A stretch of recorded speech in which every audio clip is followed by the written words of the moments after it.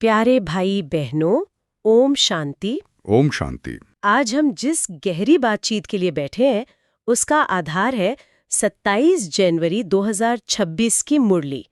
और सच कहूं तो आज की मुरली का शीर्षक पढ़ते ही मैं एक पल के लिए रुक गई। ओम शांति। बाप दादा ने कहा है, मीठे बच्चे, कदम कदम श्रीमत पर चलो, नहीं तो माया दिवाला निकाल देगी। ये आंखें बहुत धोखा देती हैं, इनकी बहुत बहुत संभाल करो। जी, ये शीर्षक ही अपने आप में पूरी मुरली का सार है। इसमें चेतावनी भी है, युक्ति भी है और पुरुषार्थ की दिशा भी दी हुई है। बिल्कुल। और इसमें एक शब्द मुझे बहुत पावरफुल लगा, दिवाला। हम बिजनेस में बैंक्रप्सी की बात तो सुनते हैं, पर ये आध्यात्मिक दिवालियापन का जो विचार है, यही बहुत गहरा है। मुझे लगता है आज की पूरी चर्चा इसी के इर्द गिर्द घूमने वाली है कि इस आध्यात्मिक दिवालियापन के लक्षण क्या है और इससे बचने के उपाय क्या है। आपने बहुत सही पकड़ा। और मुरली की शुरुआत ही एक बहुत सीधे सवाल से होती है, जो इसी दिवाला के कारण को स्पष्ट करता है। हाँ, सवाल है, किन बच्चों से माया बहुत विकर्म कराती है और यज्ञ में विघ्न रूप कौन है? और जवाब भी उतना ही सीधा, जिन्हें अपना अहंकार रहता है उनसे माया बहुत विकर्म कराती है। और ये बात मुझे बहुत चुभी कि ऐसे झूठे अहंकार वाले मुरली भी नहीं पढ़ते। जी, मतलब वो इलाज से ही दूर भाग रहे हैं। हाँ। और विघ्न रूप वो हैं जिनकी बुद्धि में दूसरों की बातों की झरमुई झगमुई चलती रहती है। ये शब्द कितना अनोखा है, झरमुई झगमुई। हाँ, मतलब वो मन की व्यर्थ बातें, वो कानाफूसी, वो परचिंतन जो हमारी सारी आध्यात्मिक ऊर्जा को सोख लेता है। मुरली में इसे बहुत खराब आदत कहा गया है। तो चलिए इसी दिवाला के कॉन्सेप्ट को थोड़ा और खोलते हैं। मुरली कहती है कि अगर श्रीमत पर नहीं चले तो माया दिवाला निकाल देगी। ये कोई छोटी मोटी बात तो नहीं लग रही? बिल्कुल नहीं। यहाँ दिवालियापन सिर्फ इस जन्म की कमाई का नहीं है। अच्छा। बल्कि 21 जन्मों की बादशाही, 84 जन्मों की चक्र की श्रेष्ठ कमाई का है।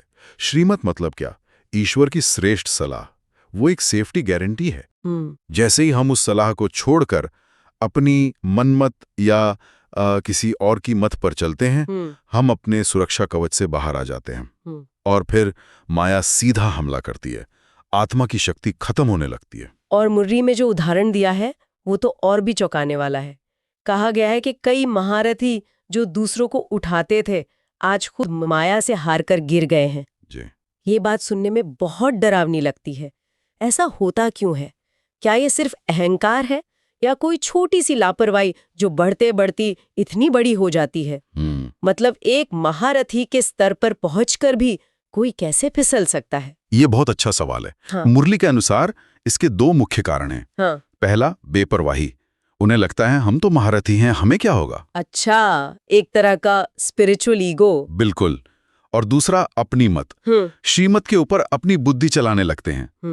बाप कहते हैं, आसुरी मत पर चलकर ही तुम्हारी उतरती कला हुई है, तुम एकदम नीचे पहुंचे हो। सही बात है। अब संगम पर आकर भी अगर श्रीमत में अपनी मत मिक्स की तो पद भ्रष्ट होने में देर नहीं लगती।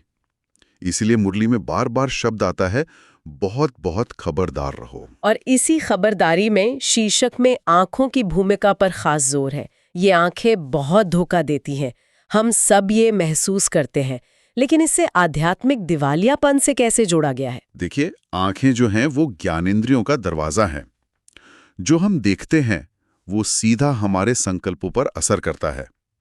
देह को देखना देह अभिमान को बढ़ाता है और विकारी दृष्टि आत्मा की शक्ति को सबसे तेजी से खत्म करती है। इसीलिए बाबा कहते हैं, इन आंखों की बहुत संभाल करो। और यहाँ एक और गहरी बात समझाई गई है, योग और ध्यान का अंतर। हाँ, ये हमेशा एक सवाल रहता है।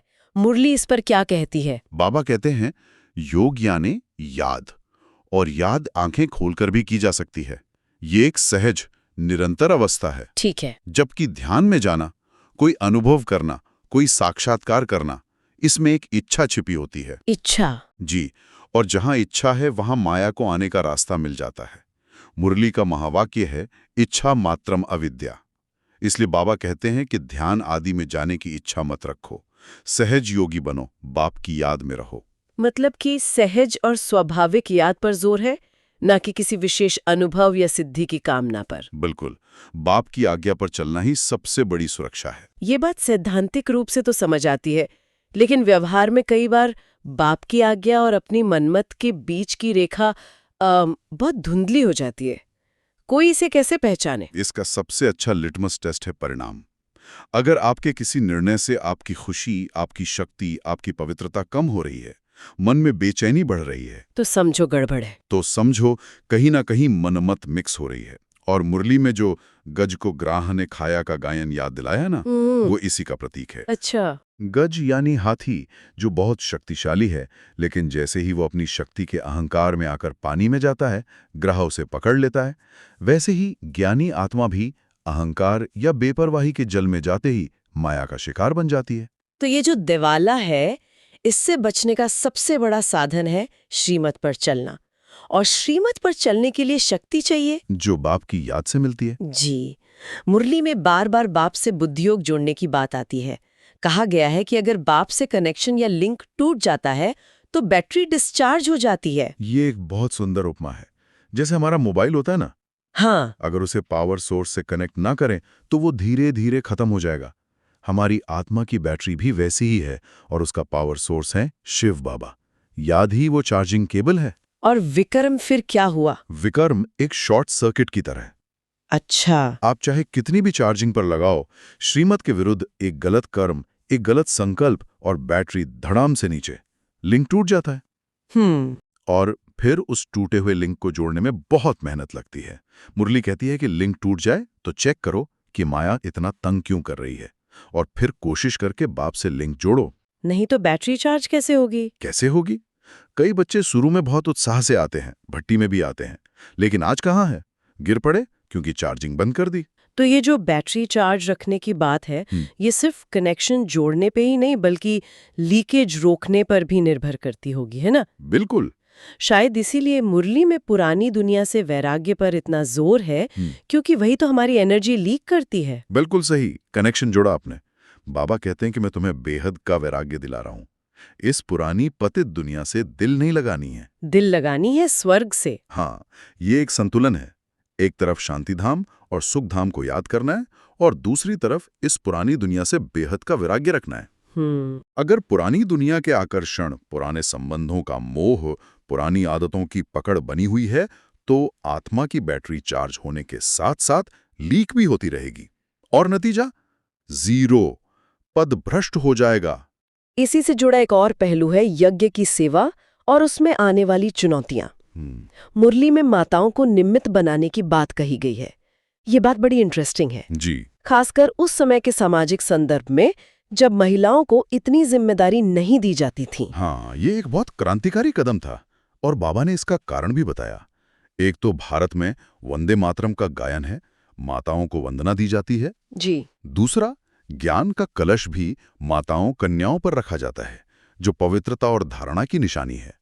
इसलिए बाबा ने माताओं की एक कमेटी बनाई और सब कुछ उनके हवाले किया, क्योंकि बच्चियां ज्यादातर ट्रस्टी मतलब विश्वास पात्र होती हैं।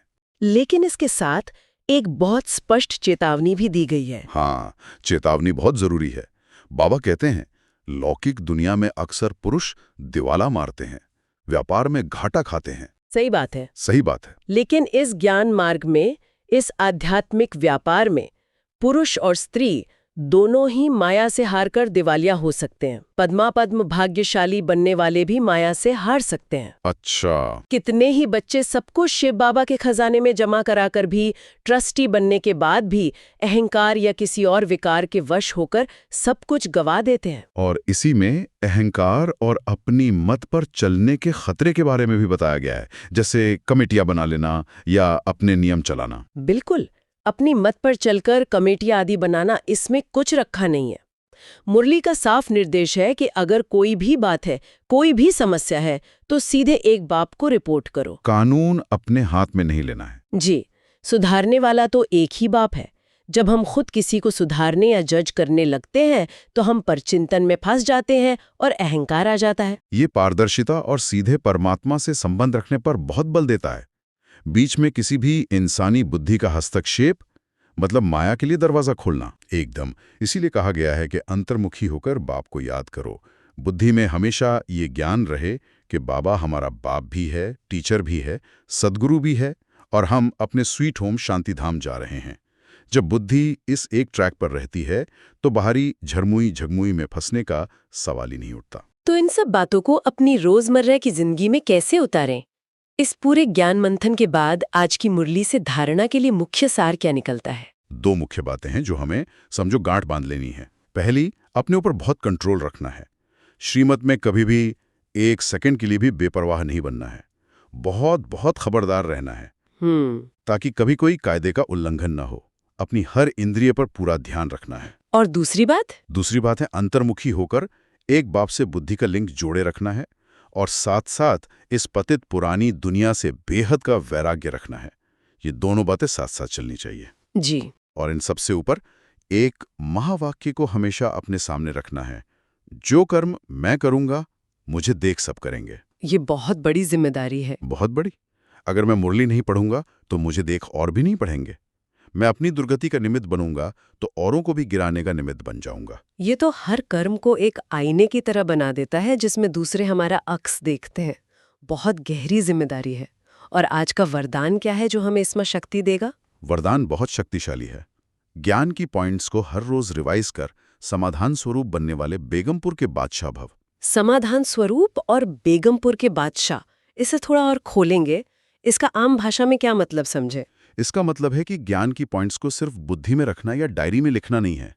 उन्हें रोज रिवाइज करके अनुभव में लाना है, प्रैक्टिकल करना है। अच्छा। जब ज्ञान अनुभव बन जाता है तो हम समस्या स्वरूप नहीं बल्कि समाधान स्वरूप बन जाते हैं। कोई भी परिस्थिति आएगी तो हम उसमें फंसेंगे नहीं, उसके समाधान की लाइट हमारे अंदर से खुद निकलेगी।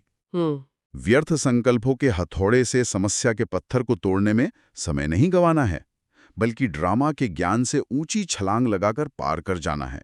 यही है बेगमपुर, यानी बिना गम की दुनिया का बादशाह बनना। बहुत सुंदर। मतलब समस्या को नीचे छोड़कर ऊपर से उड़कर पार कर जाना। और आज का स्लोगन बहुत सरल और गहरा है। हर एक को सम्मान देना ही सम्मान प्राप्त करना है। ये लेन देन का खाता तुरंत चुकतू करने जैसा है। आप सम्मान का एक बीज बोते हैं और आपको सम्मान का फल तुरंत मिलता है।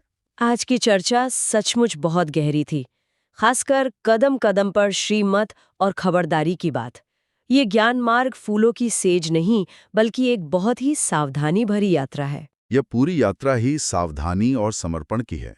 ऊंचा पद पाना है तो पुरुषार्थ भी उतना ही ऊंचा चाहिए। मुरली में बाबा कहते हैं कि हाथ उठाना तो बहुत सहज है कि हम देवता बनेंगे।